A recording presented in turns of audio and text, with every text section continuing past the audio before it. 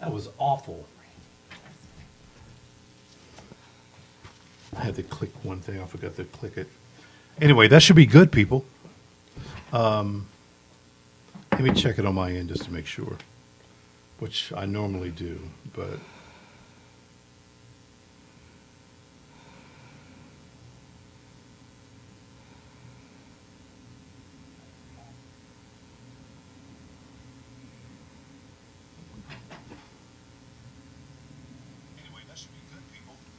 That audio. All that conversation, we had no audio going out. Oh my gosh. So we got to repeat ourselves. But no, I mean, listen, it's okay.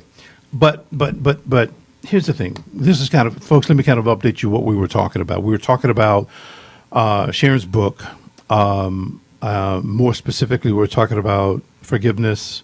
We're talking about where she grew up in Charleston. We're talking about the Charleston shooting. We're talking about all those things that kind of wrapped around that. I apologize for not having any audio. It was my issue. Sorry.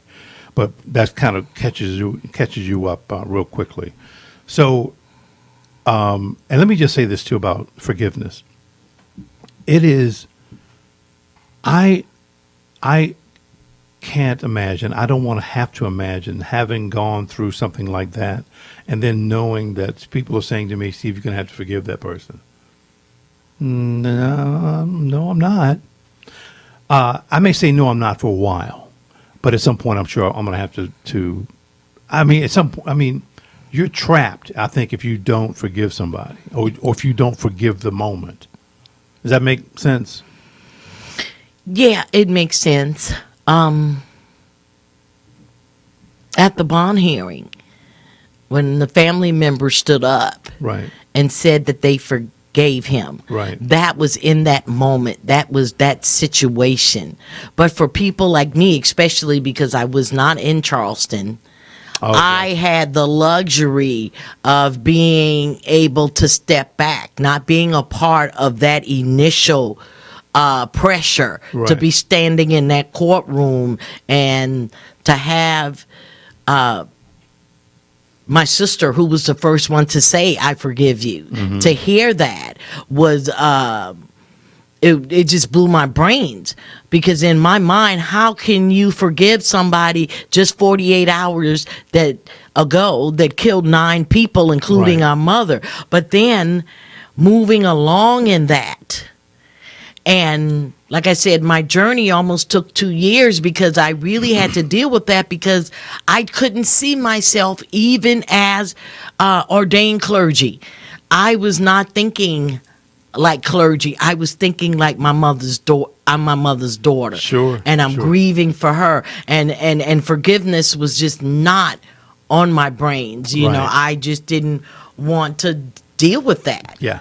Yep, Why yep. should you have to forgive somebody? But there again, if you're a believer, then we know that there are a point when we have to realize that we have to let some of this go, that we cannot continue to carry the weight around, and that we could live our lives freer without having the weight of that. What did this whole thing change about you?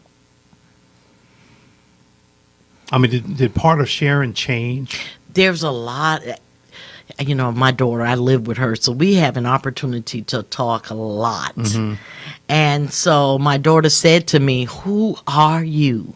This is after. Yes, like 2 months ago. Who are Okay. you? And I have changed. I felt like I used to be a very outgoing person. I like to do things Right. and go out, and now not so much. I'm not liking to be out in crowds, and I'm always going to sit where I can see an exit. Right. It took me a minute to even get to the point of closing my eyes, doing prayer. Yeah. Can you imagine that? Yep. Because that's what they were doing. Their heads were bowed, their eyes closed. Yep. It took me a long time to get back to feeling like I could close my eyes. Like I'm more politically astute. Before I'd see stuff, now I want to know everything that's going on. I'm hungry about that. I'm wanting people to understand that what happened in Charleston was just more than just black people getting killed, that it brought up a lot of subjects that we as people don't, the death penalty, racism, all of these things came out of that gave me an opportunity to really think about these things, and I had never really thought about it on the level that I am. So Sharon is a different person. Sharon is a more combative person. Sharon is more willing to stand up and not. I've never been quiet. Right. But I'm willing now to stand up for what I believe is right. And when I believe other people are being treated unfairly, I'm not going to stand by and watch that. Would you say before you were passive and now you're active? Yes, very much. I was never passive. Right. But the activeness is more bold and courageous. Okay. Yeah. Okay. Yeah. Does that scare you sometimes? Yes. Because I know that I'm nationally known. And people know me, and why are you nationally known? Because of my my activism with the gun violence prevention group. Okay. I spoke at the William Barr confirmation. I've been on Capitol Hill, CNN, all of these medias. So I'm out there and people know me, but I don't see myself as that person. I just see myself as just, I'm just a regular old pastor trying to make a difference. And this thing happened in my life to change the direction of my understanding and thinking of how we need to care for people. Do you find yourself being maybe shortchanged in some way? Do you think that you're? I know that you're not the same person as you once were. Is that person now more than what the other person was? Yes. Or what have your kids said? What do they say that you are? Well, leave it to my daughter. She says, when you've been on CNN and you've done all of these things, where else is there for you to go? Here. Throw that out there. So I think she thinks that I believe that I'm a diva because of, yes, I've been allowed and invited to go to certain places where certain processes happen and the way they take care of people and all of that. And they, one thing I know, they said that they are proud of me, that they are proud of the work that I'm doing. Sure. And that maybe one day I will find some happiness. My daughter says I'm not a happy person, and I could see that. I used to be kind of carefree and go lucky kind of girl, and now I'm very much more reserved and very much I think you're in soldier mode. Always, though. Yeah. I think you're there. You're maybe stuck in soldier mode. That's just what I see. And what I've seen, been with you now for an hour, something like that. But that's what I see. I miss the other one. I'm sure you do. I do. Yeah. I thought I had it going on in Dallas. I did. I thought you did. Man, I had the perfect job for me. Right. I had my little doggy, I had my friends, all of these things. And now I'm very selective. Makes sense. About who I spend my time with. I'm very selective about the things that I'm going to do and the places that I'm going to go. And it seems like God continues to send me to a land of where people are not so woke. Yeah. Yeah. So to be blunt, that he sends me to places where the majority of the people that will be attending my talks are Caucasian people. Right. And I know that's the plan because who needs to hear from me more than a people that have oppressed my people, Sure. Yeah. a people that produced a Dylan Roof, Yeah. who believed in the Confederacy flag Right. and all the things that he believed in. So when God send me to places, I used to question that. Now I don't question it. I just go You just go and do it. in my soldier mode. Yeah, in your soldier mode, right? Yeah. Right. Yeah. But yeah. but your kids and your friends and family, I'm sure they want, and you've even said it, but they want that other person back from time to time. Yeah. Yeah. They want to see her more. Right. Yeah. I Well, don't think they're going to see her. You don't think so? Maybe eventually. In this grand scheme of things, Sure. it's only been 4 years out, so it's still new. I yeah. get that. But I think things will settle down for me, and I will figure out what else God has for me in Right. the fall of my life. I'm 61 years old. I don't know how many years God has left for me, and hopefully I can stick around for some more years and be in my right mind, as the old Right. folks say, and to be able to make a difference. Sure. And Sure, sure. and to be able to help.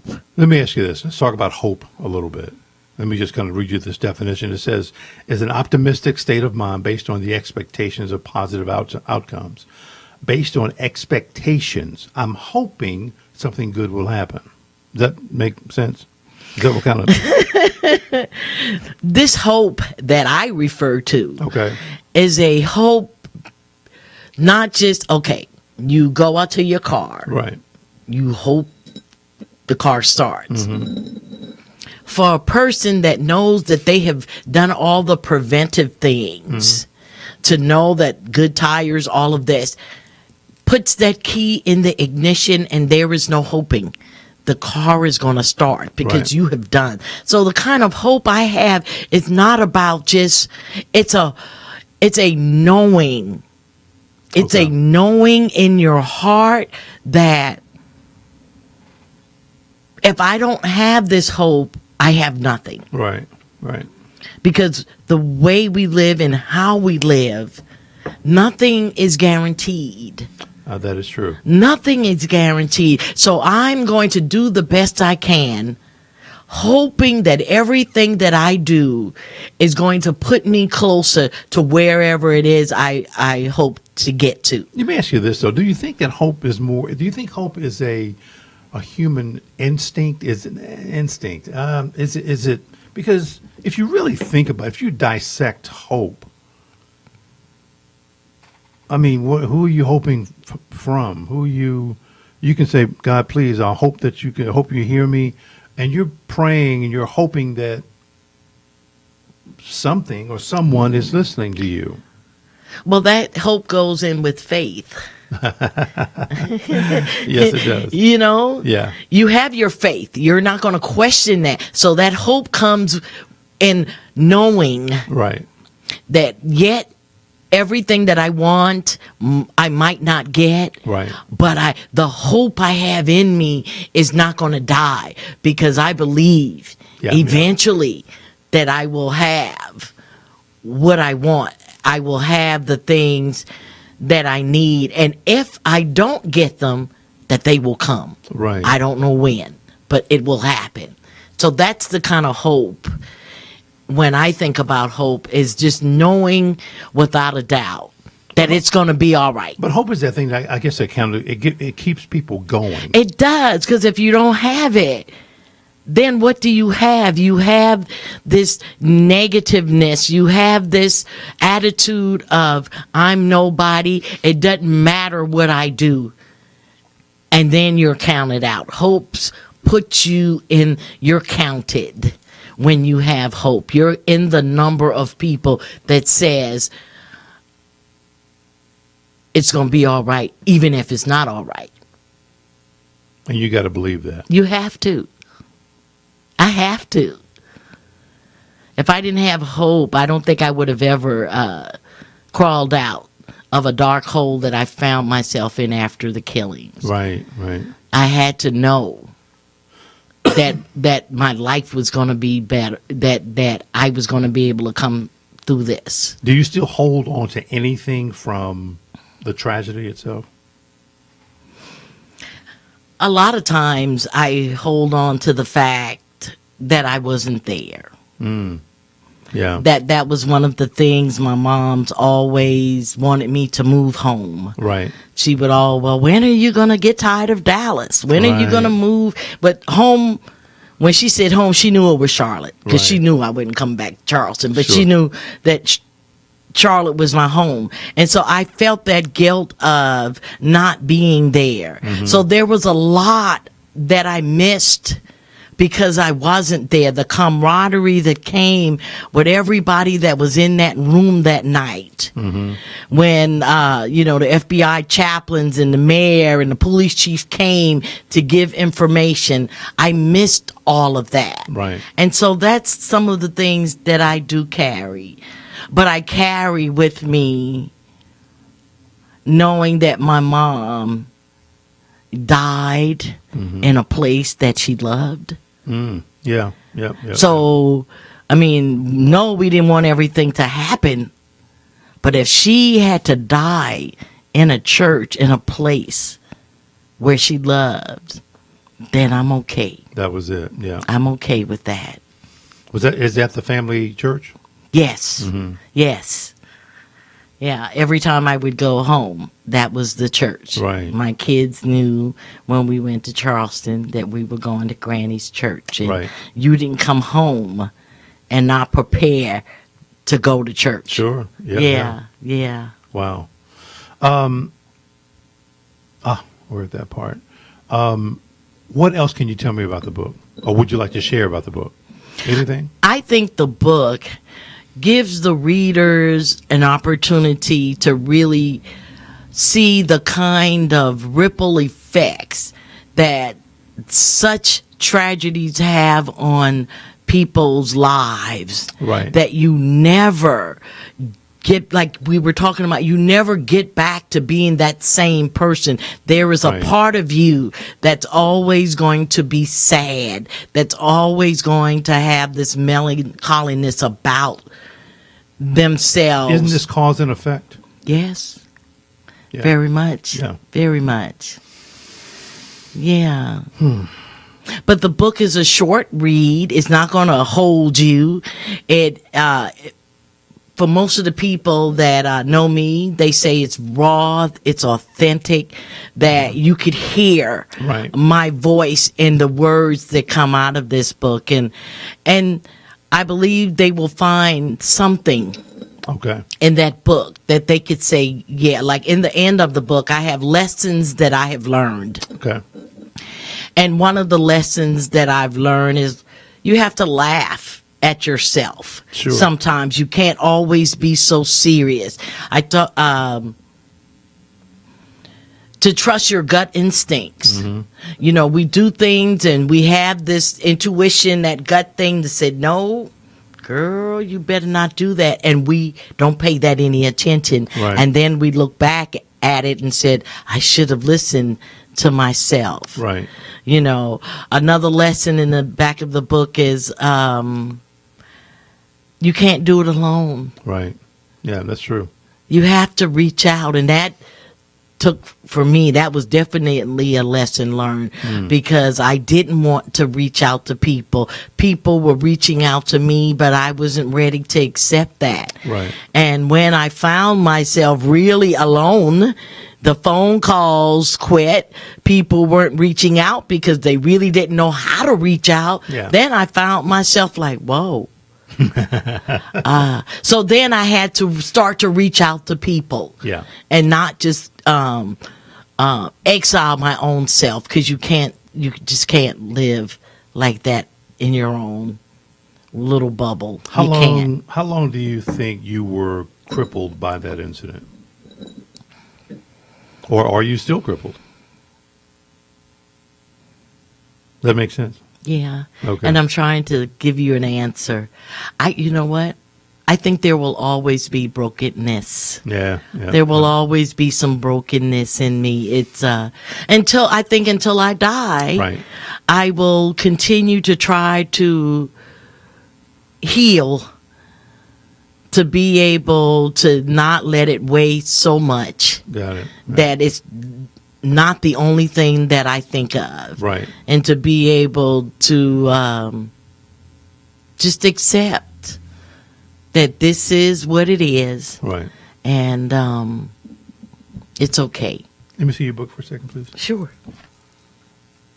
You know, folks, this is, I have not read the book, but it does have a nice pen in here. Give me my pen back.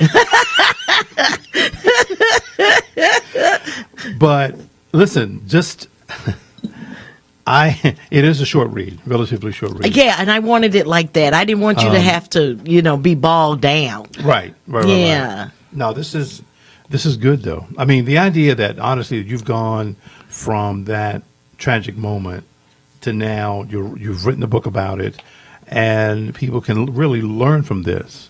I believe they can. Yeah, I mean, I think this is a wonderful thing. So, where can they buy it? I mean, Amazon? Or? Yeah, you could purchase it from Amazon, Books A Million. You could actually go in a brick and mortar store, Barnes and Nobles, or you can actually get it through the publisher Chalice Press. And this book is called For Such a Time as This. Where did this phrase come? I've seen this phrase. Is that It comes out of the book of Esther in the Bible, chapter 4, Okay. verses 13. Go ahead, through Reverend. 14. All right. Okay. Yeah, but that's where this, for such a time as this. Esther was Wow. in a pickle in the Bible, Right. and she had to make a decision. What you gonna do? You gonna stay in the castle and be all big, or you gonna help the Jews? Right. Maybe God placed you here for such a time as this, and that's where that came from. Wow. Well, listen, this is the part of the show where I start asking you a bunch of questions. That's why it says Q's up here. Okay. This is not a fraternity, Q's, by any stretch of the imagination. So, anyway, some of these are going to apply to you, some of them are not. Because they Okay. were just made for people in general. So, if you were home on a rainy Sunday afternoon, what movie would you be watching? A rainy Sunday afternoon. What movie? Yeah, what movie? Or does your daughter know what movie you'd watch? She does. Oh, my God. The color purple. Okay. The color purple, Okay. probably. All right. Yeah. I was going to, the political climate that we're in right now. What's your overall feeling of it? That it is, it's a catcher's catch all, really. Yeah. It's just so much that the regular person has to navigate through to try to figure out who would be the best candidate. It really takes someone who's wanting to be informed Yeah. True. to try to figure it out. Wow. Yeah. What are your thoughts on Black Lives Matter, Me Too, those movements in general? Are they needed? Or this is a good idea? Well, I think they're all needed. Mm-hmm. Not everybody is called to everything. Right. But for so long, we have not mattered.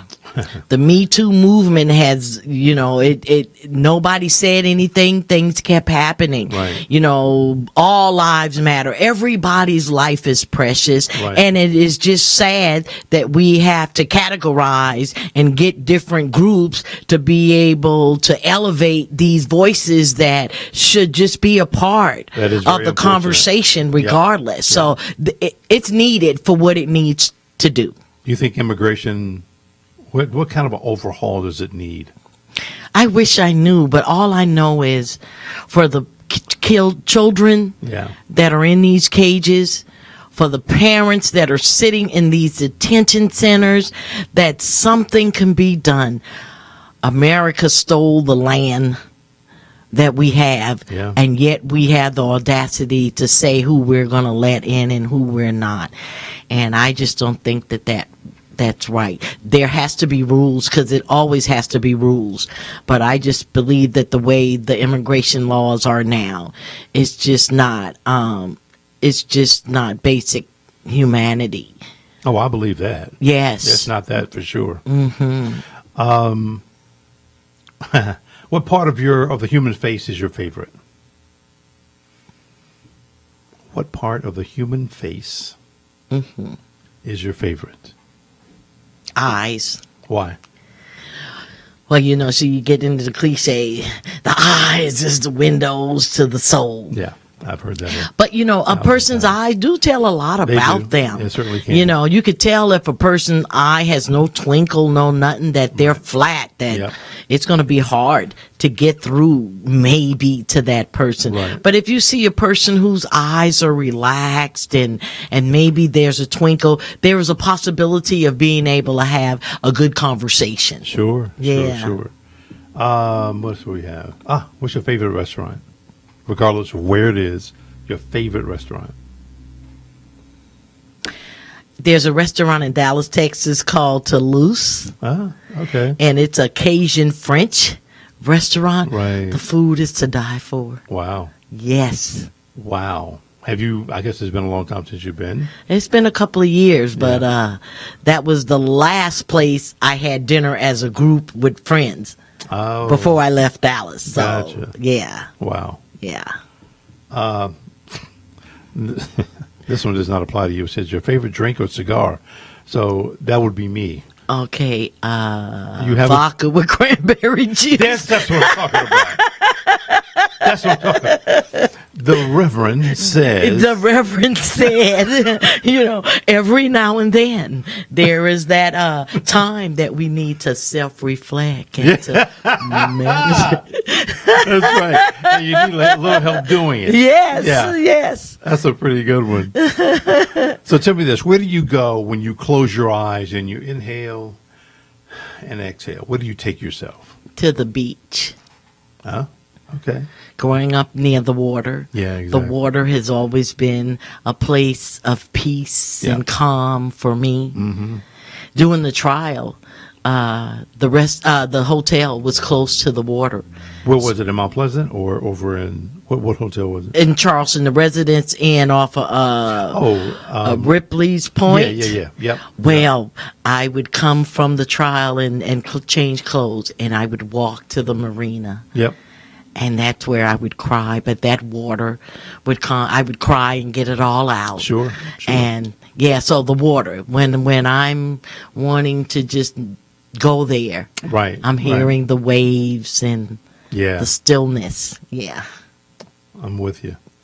What's something that you've tried but you'll never ever try it again?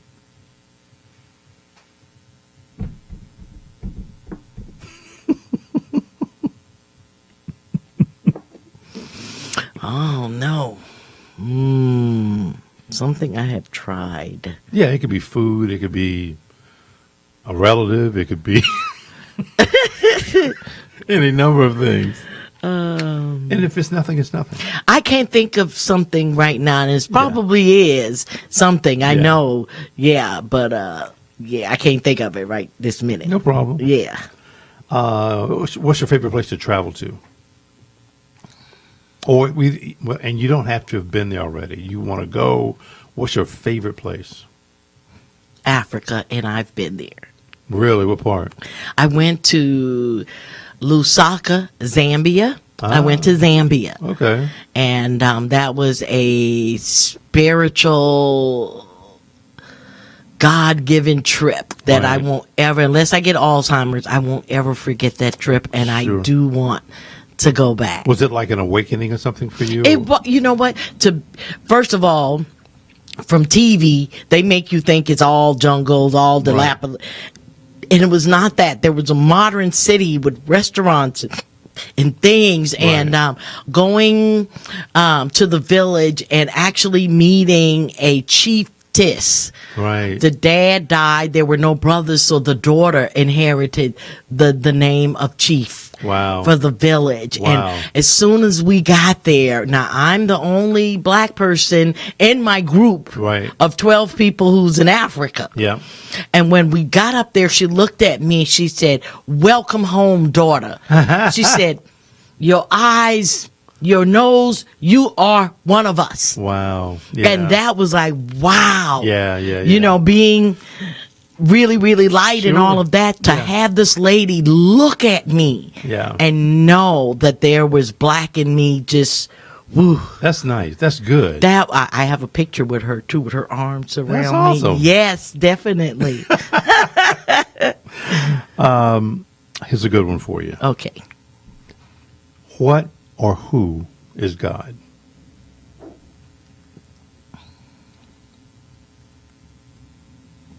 So we're going to go with God is love. Okay. Yeah, because that's all I could say. God is love. Any which way you want to phrase it, you can't get away Yeah. from that. Very good. Yeah. What comes up? That is technically the end of the show. Okay. We've got several things to go through after this, but let me just go ahead and say this now. Reverend Risher, thank you so much. As always, it was good to meet you. Yes. You're awesome to talk with. But let me go through these items right now. Okay. So coming up this week, yesterday or tomorrow, we were supposed to be talking about mental illness. But as I said before, when there was no audio, I'll go and say it now. The person that's supposed to be on Brandon's show tomorrow had to bow out because they're sick. So I'm like, that's fine, bow out. But we're going to bring the issue of mental illness back probably sometime in late January. We're going to work on that and all of the other shows as well. So Brandon will be back on Wednesday. LaWanna Mayfield's going to be talking to Robert Dawkins. Robert's been on the show on the network like twice or three times now. But Robert he knows a ton about community involvement, the Census Bureau, so forth and so on. Why is it important to be counted? Those kinds of things. So they're going to be talking about that on Wednesday. Then Thursday on the this podcast show called Keeping It 100. Buff Bone Jazz Dilla is going to be on the show. Listen, I've known Buff for a long time, and he has an amazing band. The brother is amazing on his trombone, but nobody really knows a lot about him. So he's going to be telling his story to Brother Ben Ra and Joy Cook. He's going to be on their show, and that's on Thursday at 9 p.m. Then on Friday, we have, where'd it go? Come on. Oh, I see. Really? I can see what it's going to do. Okay, there we go. Crafted is coming up on Friday. And we have these three women who are amazing with their products. Touche Body Boutique. I think that's a crazy good name because she has a bunch of shea butters and things like that. So she called her business Touche Body Boutique. Then Posh Africana. They're going to be here showcasing a ton of some of the clothes are African inspired, some are not, from what I can tell. She'll probably get here and tell me, Steve, no, they're all African inspired. Works for me. And then Kayla Nice Naturals, she has hair and skincare products, and that's coming up on Friday. And again, it's going to be on Crafted. Crafted, if you don't know, basically it's an urban QVC. So when they are on the show, folks, they're going to be live, and you can actually begin to buy their products as they're talking about it, which I think is a fantastic thing. So they're going to be here on Friday. And that is it. Folks, again, let me apologize for starting out the show with no audio. Believe it or not, Brandon, who's not going to be here tomorrow, was one who was able to point that out to me. And his sister, who was here, said, "Hey, Steve, no audio." I'm like, okay, fine. Let me go and fix this. My children, right? Yeah, exactly. I knew exactly what it was. But listen, here are all the shows that we have right now, folks. We have 8 podcast shows and 2 essentially retail shows. We have 10 shows altogether. We're going to have We're going to introduce more shows at the beginning of the year, which is fantastic. Keep in mind that Friday is our last day for the season, for the entire network. Then we'll come back again sometime in January. But thank you for your support. I appreciate everything that you've done so far. We're going to have a ton more things to bring to you and talk about, including things like a sports show and perhaps a cooking show. I'm working on it. So anyway, folks, thank you very, very much. Reverend Risher, thank you very much. Thank you for having me, Steve. You're absolutely welcome. Yeah, You're thank you. very, very welcome. So, because it's just me here in the studio, folks, we'll go ahead and shut this bad boy down, and we will talk soon. Have a good one. Peace. Oh,